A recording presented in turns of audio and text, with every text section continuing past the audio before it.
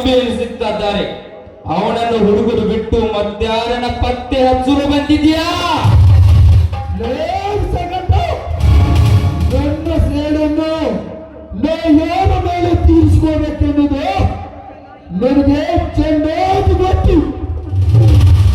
ನನ್ನ ತಂಗಿಯನ್ನು ಕೊಲೆ ಮಾಡಿ ಅಪವಾದವನ್ನು ಬೋರಿಂಗನ ಮೇಲೆ ಹಾಕಿ ಅವನನ್ನು ಸೆರೆಮನೆಗೆ ಹಾಕಿ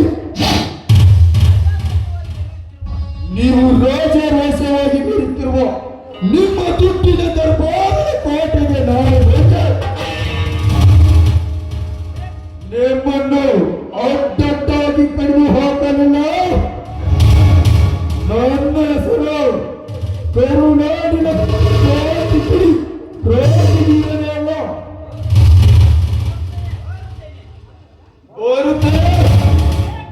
ಎಗರಾಡಿದರೆ ಎದೆನೆ ಬಗೆದು ಬಿಡ್ತೀನಿ.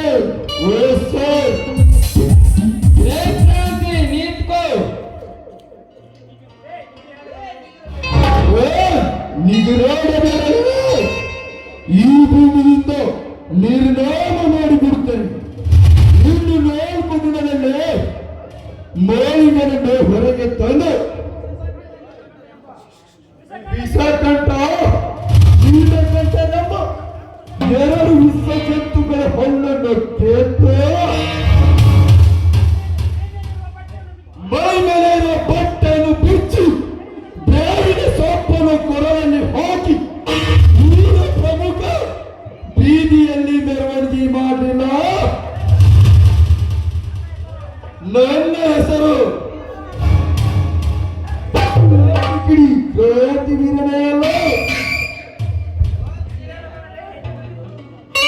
ಜಗನಾಡಬೇಡನೆ ಎದೆನೆ ಬಗೆದು ರಕ್ತ ಕುಡಿತೀನಿ.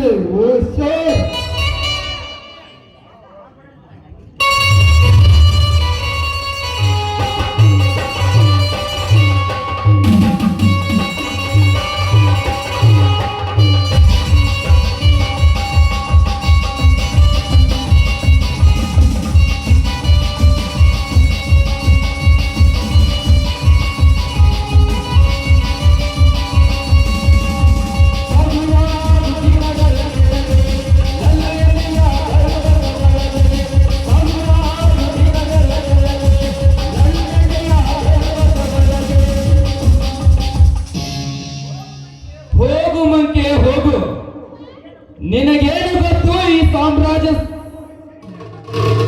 ನಿನ್ನ ತಂಗಿನನ್ನು ಕೊಲೆ ಮಾಡಿದ ಹಾಗೆ ಆ ಮಾಳಿಂಗನ ಮನೆತನವನ್ನು ಸರ್ವನಾಶ ಮಾಡಿ ನನ್ನ ಸೇಡಿನ ಕಿಡಿಗಳನ್ನು ಅವರ ಮೇಲೆ ಚೆಲ್ಲ ನನ್ನ ಪ್ರತಿಕಾರವನ್ನು ನಾನು ತೀರಿಸಿಕೊಳ್ಳಲ್ಲ.